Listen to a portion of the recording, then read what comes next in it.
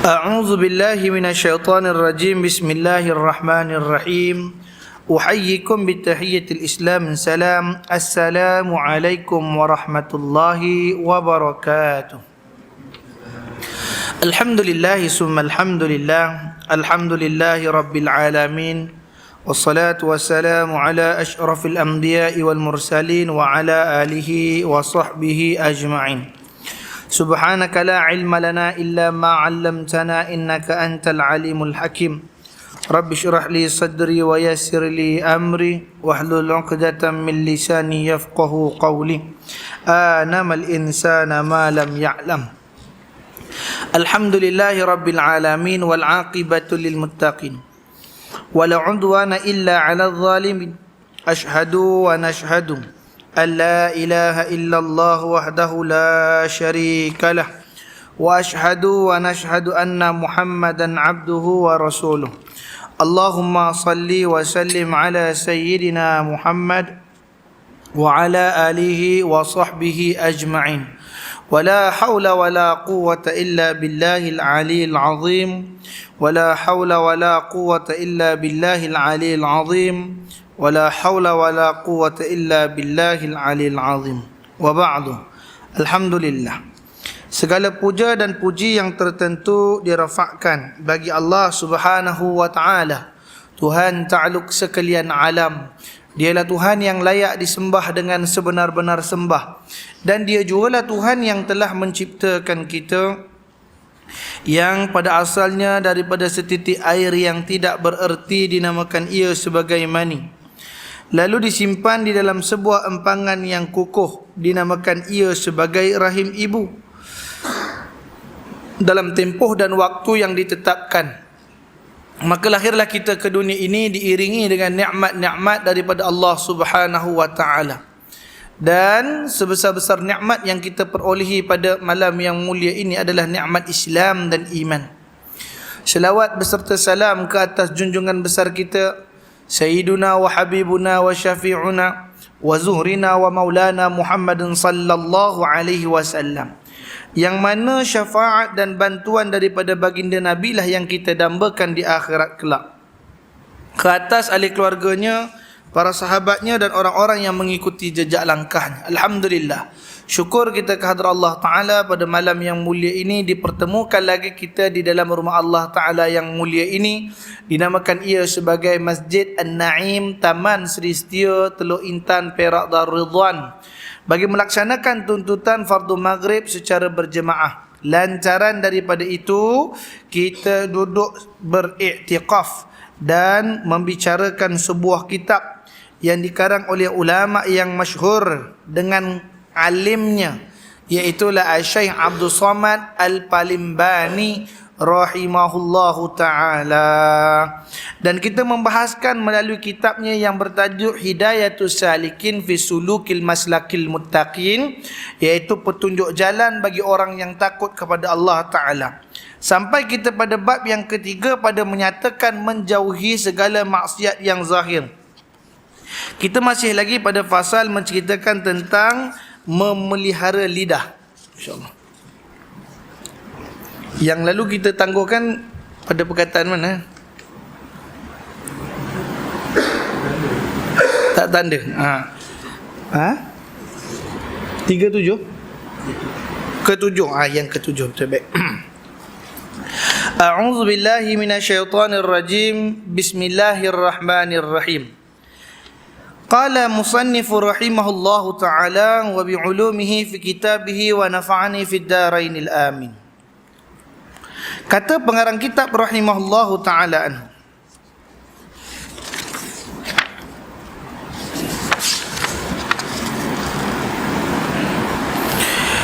dalam adab menjaga lidah yang ke-7,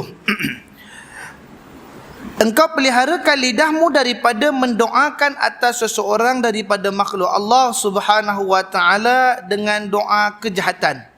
Dan jika ada seorang itu menzalimi akan engkau sekalipun, maka jangan engkau doakan atas mereka itu dengan kejahatan, dan engkau serahkan perbuatannya itu kepada Allah Subhanahu wa Ta'ala. Kerana sabda Nabi sallallahu alaihi wasallam, innal mazluma ladai'u ala zalimihi hatta yukafi'a thumma yabqa lidh-dhalimi fadlu indahu wa yutalibuhu bihi yaumal qiyamah. Maksudnya bahawa seorang yang dizalimi oleh orang lain sesungguhnya berdoa atas orang yang menzalimi akan dia itu hingga dibalas oleh Allah Subhanahu wa taala akan dia.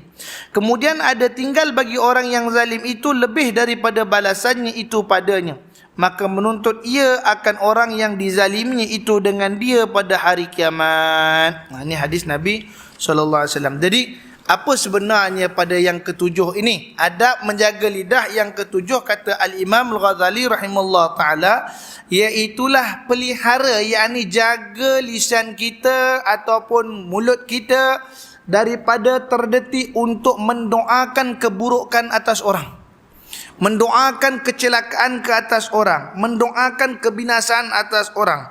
Itu sebab Imam Ghazali kata, engkau peliharakanlah lidahmu daripada mendoakan atas seseorang daripada makhluk Allah. Ayu syai', dia kafir ke, dia Islam ke, dia itu kanak-kanak ke atau orang dewasa, tua atau muda, miskin atau kaya, tergolong ia dalam kalangan makhluk Allah, jangan sekali-kali kita mendoakan ke atas dia kejahatan.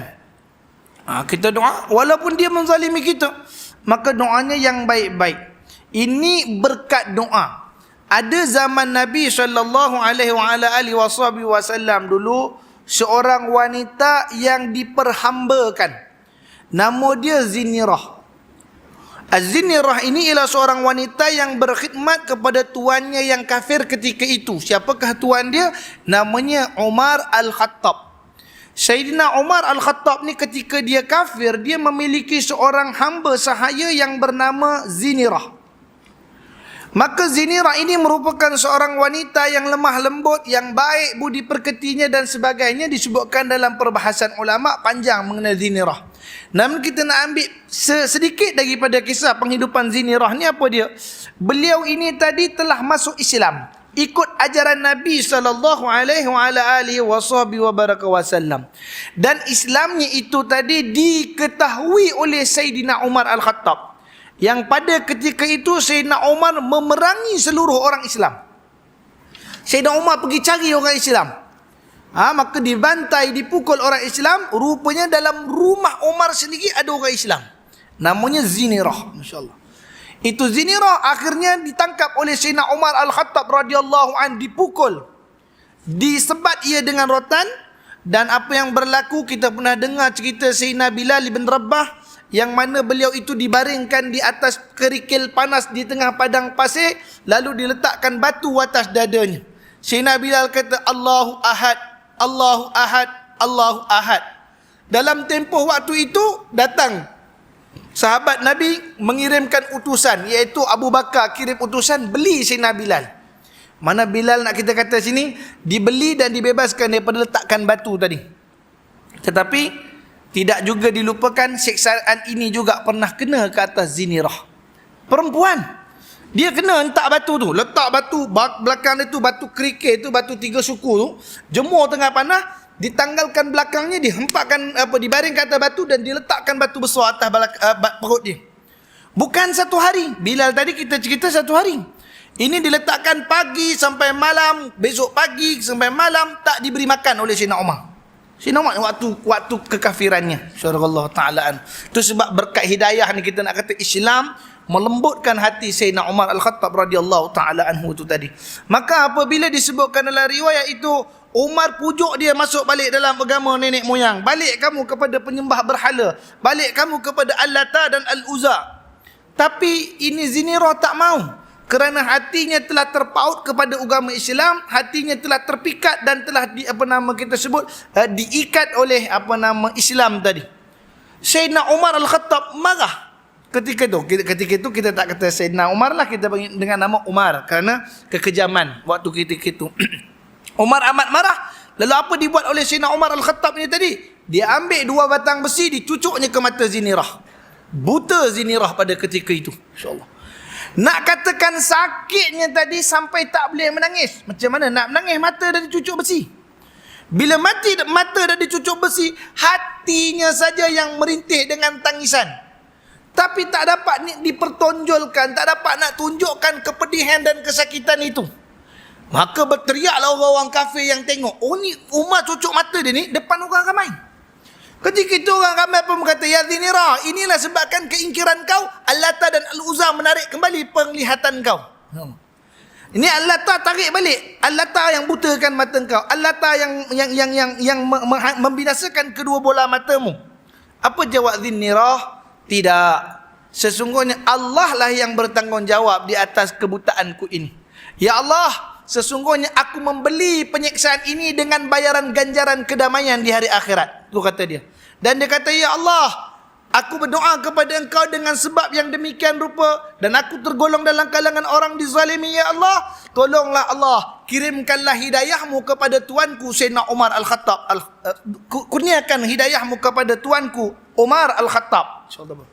Minta doa lagi, bagilah orang ni hidayah, jadikanlah dia orang baik. Bukan kata Allah dia buta balik mata dia, Allah. Tak ada. Contoh barakallahu ta'ala anu. Diminta supaya doa bagi Umar ni dapat hidayah. Berkesinambungan pula dengan doa baginda Nabi. Apa kata? Ya Allah, izzatul Islam. Ya Allah, muliakanlah Islam itu di antara dua Umar. Iaitu Abu Jahal ataupun Umar Al-Khattab.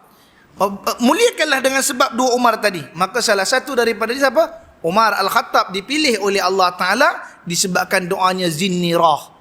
Padahal Umar ni kan dah bersiap-siap dengan pedangnya, dengan baju besinya. Nak pergi mana? Ke rumah Al-Arqam bin Abi Arqam. Yakni rumah yang menjadi pusat ta'lim ataupun pengajian ilmu Islam. Diajar di rumah Al-Arqam bin Abi Arqam. Umar dah bawa pedang nak pergi bunuh Nabi. Nak pergi serang orang Islam di sana. Umar kalau bawa pedang, ini masalah yang sangat serius. Mana tak boleh bawa bincang. Di perjalanan Sayyidina Umar bertemu dengan seorang kawannya yang dia tak tahu kawan tu dah Islam. Ini kawan ni dah Islam dah, tapi Umar tak tahu. Lalu laki-laki ni pun tanya, ya Umar, aina tazhabun bisayf? Ya Umar, mana kau nak pergi dengan pedang ni? Kata Umar, akan ku gegarkan rumah Al-Arqam bin Abi Arqam. Karena di situ rupanya tempat penyesatan berlaku. Kata dia, Masya Allah. Ketika itu kata Al-Arqam bin kata sahabat Sayyidina Umar ni, dia kata, ya Umar, buat apa kau nak pergi ke sana untuk memusnahkan Islam, sedangkan dalam keluarga kau pun ada yang masuk Islam? Orang kata macam tu. Kau nak pergi musnahkan Islam di sana, dalam rumah kau pun ada Islam. Siapa dia? Fatimatul Al-Khattab, iaitu adik Sayyidina Umar, namanya Fatimah Al-Khattab. Fatimah Al-Khattab dan suami dah masuk Islam. Yang pada hari itu di rumah Fatimah Al-Khattab ada kelas pengajian Al-Quran. Diajar oleh gurunya Hubaib. InsyaAllah. Ketika itu Umar dengar, apa betul kata engkau? Betul, adik engkau sendiri dah Islam. Apa siapa nak pergi bunuh orang Islam di sana? InsyaAllah.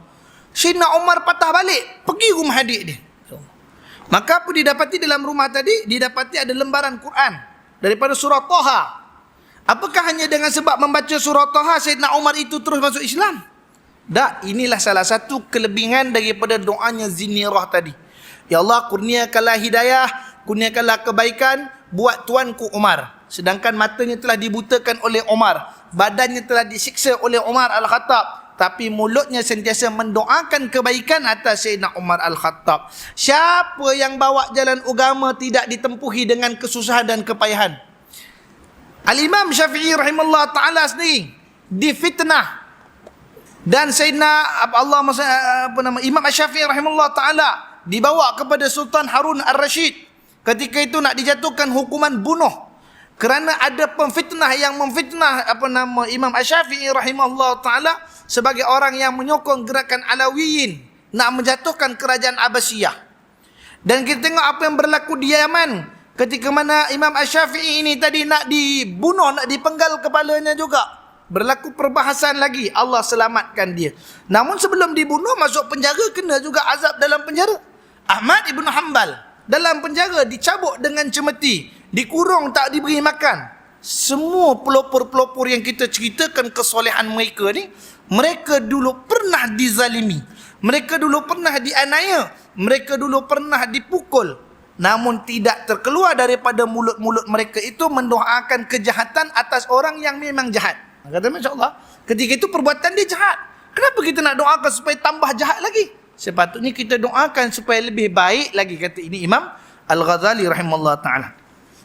Kenapa kita kena doakan kebaikan atas orang? Kerana hadis Nabi SAW nanti.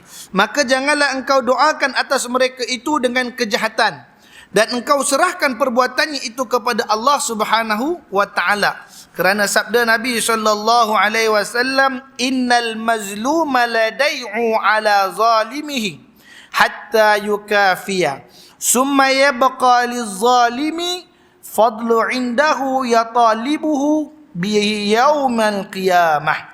Maksudnya bahawasanya seseorang yang dizalimi oleh orang lain sesungguhnya berdoa atas orang yang menzalimi akan dia itu, sehingga dibalas oleh Allah Ta'ala akan dia.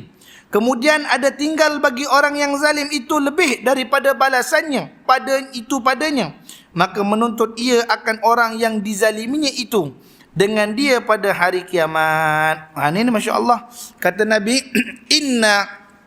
inna li taukid, sesungguhnya al-mazluma, orang yang dizalimi itu, ladu ala zalimihi, dia mendoakan keburukan ataupun kecelakaan ke atas penzalim, orang yang zalim itu tadi, sehingga hatta yukafi, Allah lah yang akan mencukupkannya. Tetapi ada risiko kalau kita mendoakan keburukan. Thumma yabqa lizzalimi, sehingga ada baki daripada perbuatan zalim. Orang tu buat zalim sikit je, dia tolak kita. Katalah tolak dan kita jatuh. Kita berdoa, ya Allah aku dizalimi, kau matikanlah orang ni ya Allah. Maknanya doa dia tu lebih daripada perbuatan si zalim tadi. Orang ini lebih zalim daripada si penzalim tadi. Ini yang maksud Nabi SAW nak kata. Mana kamu minta yang bukan setimpal dengan apa yang dibuat kepada kamu. Dan itu bakinya, kata Nabi, thumma yabqa, yakni dan kemudian baki daripada lebihan lizalim, orang yang menzalimi itu tadi, fadlu indahu, yang itu lebih baik pada dirinya, yutalibuhu biyaumal qiyamah, yang akan menuntut balik dia pada orang tu tadi. Ya Allah, dulu saya tolak dia sikit je, kemudian dia minta pada engkau aku mati. Hari itu kau matikan aku sebab perkenan doa dia. Maka baki daripada lebih kezaliman dia pada aku tu, aku nak diadili pada hari ini. Macam tu maksudnya. Dia minta lebih pada engkau, ya Allah, pada aku buat sikit. Hari ini aku nak minta dia diadili dengan sebab doa yang demikian rupa. Jadi orang yang mendoakan keburukan orang, jangan ingat Allah yang buat, bukan saya buat. Tapi kelakuan Allah itu dengan sebab permintaanmu, kamu akan bertanggungjawab di hari akhirat dengan apa yang kamu minta. Macam tu.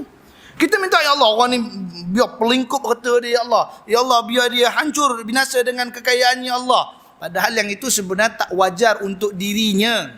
Kerana kesalahan dia atas kita tu sedikit. Jadi tak sepatutnya kita mendoakan lebih teruk. Kadang-kadang ada orang dia kena sikit, dia nak orang lain kena berganda. Engkau buat aku sekali, tahulah Allah balas kau 10 kali ganda lagi teruk daripada aku. Pasal apa Allah Ta'ala nak balas 10 kali ganda lebih teruk? Seakan-akan kata itu Imam Al-Ghazali rahimahullah Ta'ala. Nanti yang kena azab tadi, dia minta balik pada Allah untuk diadili, untuk minta adil. Ya Allah, saya buat dia begini saja, yang dia minta saya begitu, kenapa? Masya Allah, maknanya berpadalah dalam meminta. Begitu juga kalau kita mendoakan kebaikan. Ya Allah, bagilah kepada saudara ini, ya Allah, walaupun dia menzalimi saya, hartanya dilimpahi, anak cucunya dalam taat padamu, ya Allah, keturunannya baik-baik. Wa yaqulul malaikah amin wa anta kaman wa anta bardu. Maka seluruh malaikat yang dengar doa orang dizalimi tadi turut mengatakan amin, perkenankanlah ya Allah, dan beri juga apa yang diminta tu pada diri dia. Kalau dia minta untuk orang kebaikan, kata malaikat, untuk dia juga ya Allah, jangan tinggalkan dia. Kalau dia minta zuriat orang tu baik-baik, maka ketika itu kata malaikat, zuriat dia juga ya Allah bagilah baik. Maknanya, what you give you get back. Apa yang awak bagi pada orang, awak dapat juga. Dengan sebab kebaikan. Itu sebab Imam Ghazali lebih menganjurkan, tahanlah lidahmu, tahanlah mulutmu daripada mendoakan kejahatan dan keburukan atas orang, kecelakaan atas orang. Gantikan ia, badalkan ia dengan mendoakan kebaikan atas orang. Gantikan je. InsyaAllah, tabarakallah. Itu sebab orang dulu-dulu, Marah anak pun, dia tak doa yang buruk-buruk, dia bertuah punya anak, pandainya anak, dia akan tukar dengan perkataan yang baik-baik, mudah-mudahan makbul doa tadi. Insyaallah barakallahu taala anhu. Jangan doa yang bukan-bukan, kau keluar aksiden depan tu, kata dia, masyaallah barakallahu taala tu, jangan sampai tara tu ya, masyaallah tabarakallah. Baik, yang ke-8, dan engkau peliharakanlah lidahmu itu daripada al-mizah, artinya bergurau-gurau, dan daripada asyukriyah, artinya bersenda-senda, dan daripada al-istighza' bin nas, artinya menghinakan akan manusia dengan mempermainkan akan dia. Maka semua yang demikian itu ditegah oleh syarak, melainkan sedikit juga. Maka iaitu tiada mengapa, kerana sabda Nabi sallallahu alaihi wasallam, la tumarin akhaka wa la tumazihu. Janganlah engkau berbantah-bantah akan seseorang daripada saudaramu, dan janganlah engkau bergurau-gurau akan dia. Jadi yang ke-8, jagalah lidah kita daripada 3 benda. Yang pertama al-mizah. Al-mizah ni apa? Iaitu gurau senda yang tidak mendatangkan faedah. Gurau-gurau, buat-buat lawak supaya orang lalai kepada Allah Ta'ala. Buat lawak dalam keadaan untuk memikat hati manusia hingga terleka kepada Allah Subhanahu Wa Taala. Ini al-mizah dipanggil. Maka orang yang demikian rupa dibantah kelakuannya. Minta maaf ya Allah, tu sebab ada setengah-tengah ulama bantah rancangan-rancangan lawak-lawak ni. Syarah Taala. Kenapa? Kerana ia termasuk al-mizah. Kenapa? Kerana nak buat jenaka supaya orang lebih banyak berseronok, supaya orang lebih banyak kepada hibur-hibur semata. Maka itu ditentang. Yang kedua apa dia? Iaitu dari sifat al-istighza' bin nas. Yang kedua asyukriyah, artinya bersenda-senda. Senda gurau ni maknanya membuat lawak-lawak ataupun membuat gurau-gurau atas kekurangan orang. Atas kurang-kurang orang, dia sama dengan perkataan al-istighza' bin nas, artinya menghina akan manusia. Yang hina dengan senda ni lain. Yang senda ni dia buat boleh, minta maaf nak contoh saya nak bagi faham je insya-Allah. Kalau nak berjalan lambat, serupa dengan budak tu, tengok kaki dia kan pendek sebelah. Dia buat benda tu jadi lawak. Kekurangan orang dijadikan bahan jenaka. Ataupun mengajuk dengan erti kata untuk membuat gurau. Alah, gurau aja, takkanlah koyak hati, kata dia, masyaallah tabarakallah. Dia bergurau dengan kekurangan saudaranya, dia bergurau dengan kelemahan saudaranya. Yang ini dia panggil al-ihtiza', iaitu dia ni mencari kelemahan saudaranya itu untuk dijadikan bahan tertawa manusia. Ini kata Imam Ghazali rahimahullah taala, perbuatan dicela daripada lidah. Jangan melihat kepada keburukan orang ataupun kekurangan orang dijadikan sebagai bahan tawa riang untuk manusia lainnya. Mentang-mentang kawan minta maaf, telinganya rabit sebelah tak ada, hak tu yang dia jadi bahan sembang di kedai. Mentang-mentang kawan tu lah apa nama, banyak beruk di rumah, yang beruk jadi isu disembangkan. Kerana bukan memang sebab kecacatan, tapi sebab faktor sekeliling dia. Ya, masyaallah tabarakallahu taala anhu. Dan apa lagi? Dan dikatakan jangan minta maaf, yang tadi dia kata asyukriyah. Yang seterusnya apa? Al-ihtiza' bin nas, iaitu menghina-hina manusia dengan merasakan dirinya mulia. Dia rasa dia paling perfect. Dia rasa dia paling sempurna. Dia punya tahap kufu dalam kehidupan itu tinggi berbanding dengan orang lain. Ada martabat, darajat dia tadi itu. Ini yang berlaku, kata Sayyidina Al-Imam Al-Ghazali rahimahullah ta'ala, kelakuan ini dicela. Memandang rendah kepada orang lain dengan cara menghina-hinanya. Masya Allah. Al-Hakum, Allah Ta'ala sebut dalam Quran, ba'da dzubillahi minasyaitanir rajim, wailul likulli humazatil lumazah. Wail, celakalah li untuk kulli, tiap-tiap, humazati, pengumpat, humazah, pengeji. Orang yang keji orang. Tak boleh dari sini, sorry. Awak bukan level-level kita. Awak ni bukan taraf-taraf kita. Al-humazah, itu orang-orang yang mengkeji kekurangan orang lain. Orang yang menghina orang lain. Maka tempat dia di suatu tempat dalam Jahannam yang dinamakan sebagai Al-Wail. Ini kata Allah Subhanahu wa ta'ala. Bahkan kalau kita tengok yang ke-7 pada siri yang ke-6 yang lalu. Yang ke-6 kan kita, engkau pelihara lidahmu itu daripada melaknat akan sesuatu daripada makhluk Allah. Laknat itu dengan hinaan, dengan kutukan, dengan kejian ataupun menuduh. Dengan tuduhan pun tak boleh. InsyaAllah. Contohlah hadis cerita tentang fatan, hadis fitnah. Fitnah mana? Ada akhir zaman. Kata Nabi SAW, akan datang suatu zaman daripada kalangan manusia yang ia mahir membaca Al-Quran, namun ia itu tadi sesat. Siang harinya beriman dan malamnya ia menjadi kafir. Kata Nabi SAW. Dan golongan ini adalah golongan Khawarij. Siapa dia? Yakni orang yang pandai berkata-kata dalam agama tetapi dia menyesatkan. Itu hadis begitu. Dan dia pula baca hadis. Tuan-tuan, inilah golongan itu. Inilah dia menuduh-nuduh, sedangkan hadis itu hadis umumi. Itu hadis yang Nabi SAW tidak beri secara spesifik, yang jelas. Maka ketika itu dia melaknat orang tadi, menyandarkan dengan hadis Nabi SAW. Mengatakan orang itu orang ini, sedangkan Nabi tak kata orang tu orang ini. Umum. Hadis tu dijadikan bukan untuk hadis yang Nabi sebut tentang sifat buruk. Contohnya ayatul munafikun salatha, idza haddasa kadhiba, idza tu'mina khan. Nabi SAW sebut begitu, iaitu tanda munafik itu ada 3. Bila dia bercakap dia bohong, bila berjanji ia mungkir, bila dia amanah dia khianat, kata Nabi. Ayat ni hadis ni bukan kita gunakan untuk menuduh orang. Ni tanda dia, orang tu lah tanda dia, bukan. Hadis ini ialah hadis motivasi, hadis untuk kita mencerna diri kita sendiri. Ada tak benda ni kat aku? Itu sebenarnya. Bukan hadis tu digunakan untuk tuduh orang. Tapi hadis tu Nabi sebutkan supaya jadi garis sempadan, supaya kita tidak melampaui daripada batas-batas yang telah digariskan oleh baginda Nabi.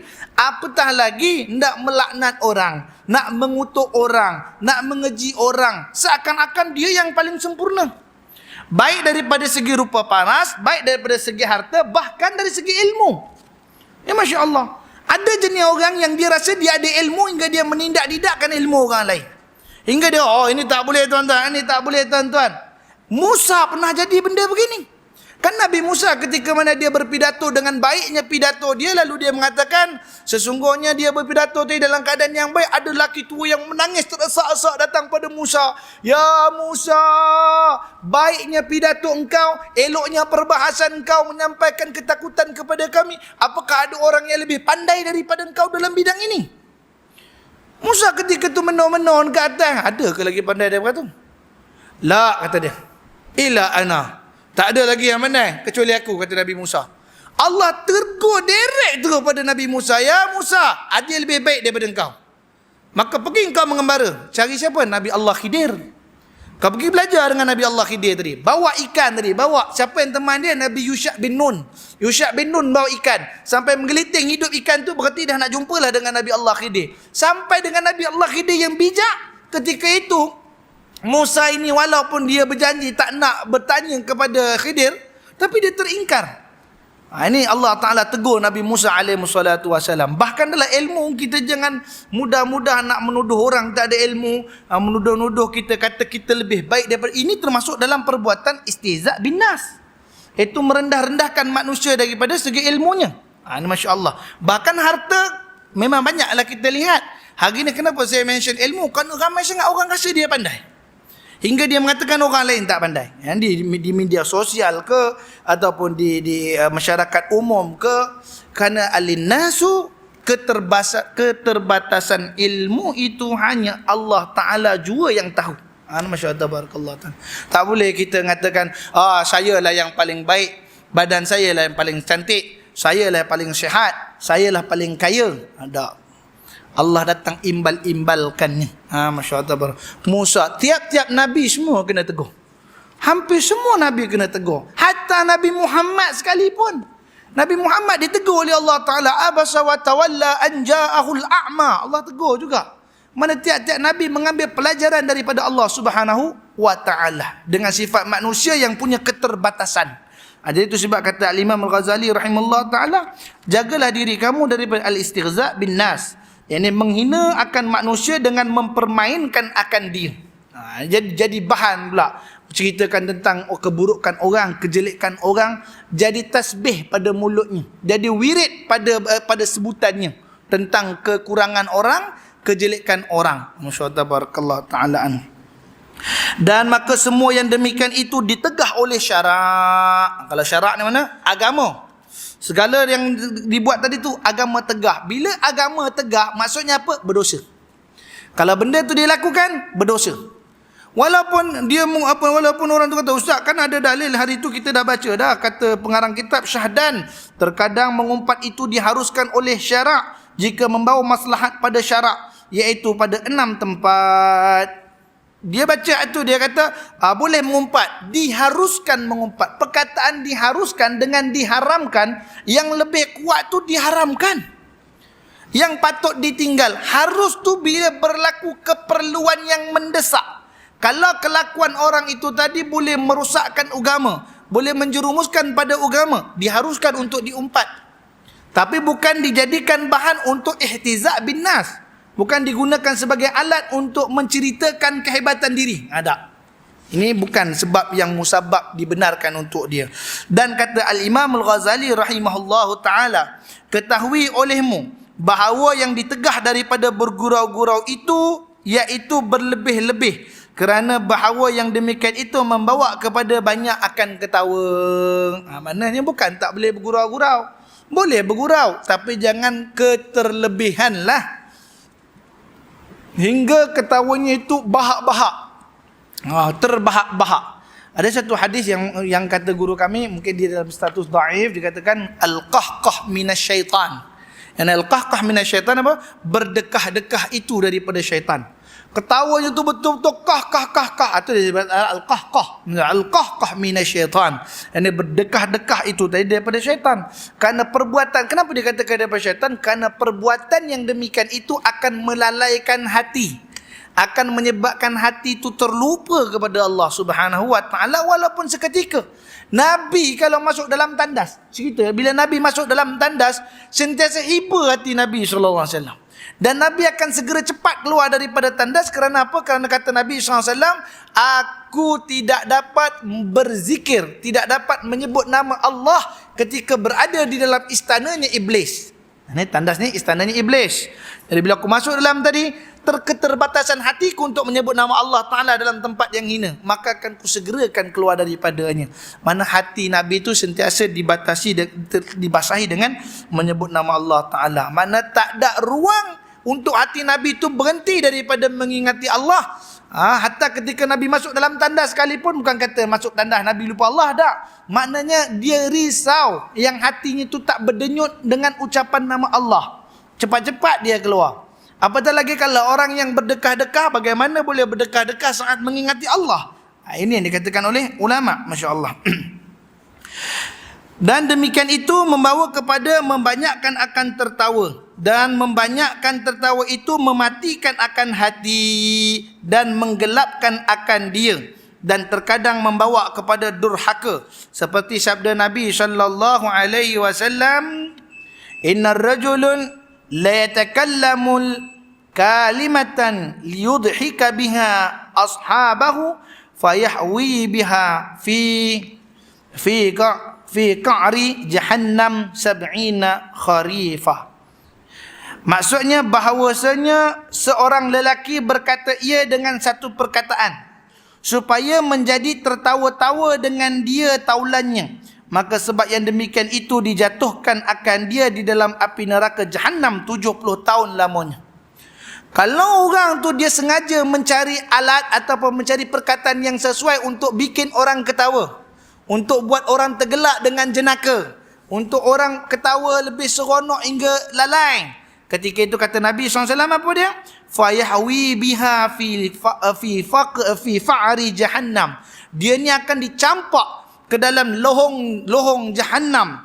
Berapa jauh? 70 kharifan, iaitu 70 tahun lamanya. Kharifan dengan erti tahun akhirat. Campak masuk dalam neraka kerana mencari satu perkataan untuk buat orang ketawa. Masya-Allah. Dia dengan sengaja memang dia cari ini boring-boring ni apa kita nak cakap ni, kita pun fikir ayat nak buat orang ketawa, kata dia Masya tabarakallah taala anhu. Yang ni maksud ketawa apa? Ketawa dengan yang 3 perkara tadilah. Ketawa kerana mensendakan orang, ketawa menyebutkan kekurangan orang, ketawa dengan memalukan harga diri orang. Itu maksud di sini. Dia bukan makna kata sebut pasal kucing ada berjalan macam ni kita ketawa tak boleh, bukan. Maksudnya ketawa yang menyebabkan aib orang terbuka. Itu maksud disebutkan hadis ini. Maka hendaklah engkau pelihara lidahmu daripada bergurau-gurau dan bersenda-senda, kerana yang demikian itu menghilangkan akan malu, dan malu itu alamat iman. Ni kan kita bahas pula cerita bab malu pada siri akan datang.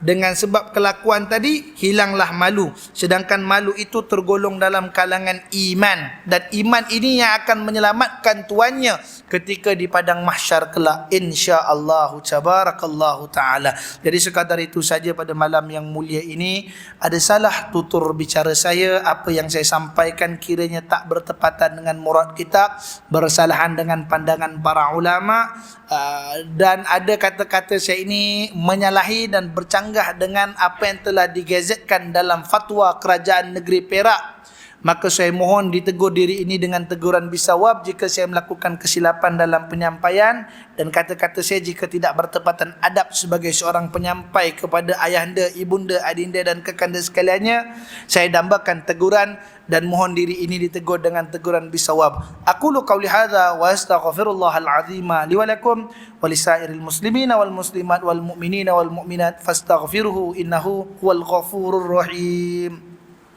أعوذ بالله من الشيطان الرجيم بسم الله الرحمن الرحيم ربنا أنفعنا بما علمتنا ربي علمنا الذي ينفعنا ربي فقهنا وفقه أهلنا وقرابة لنا في ديننا مع القدر أنثى وذكر اللهم افتح علينا فتوح العارفين اهدنا الصراط المستقيم صراط الذين أنعمت عليهم من النبي والصديق والشهداء والصالحين وحسن أولئك رفيقا يا أرحم الراحمين ربنا إننا آمنا فاغفر لنا ذنوبنا وقنا عذاب النار اللهم بارك لنا في شعبان وبلغنا رمضان وصلى الله على سيدنا محمد النبي الكريم وعلى آله وصحبه وبارك وسلم بفضلك سبحان ربك رب العزة عما يصفون والسلام على المرسلين والحمد لله رب العالمين تقبل الله منكم.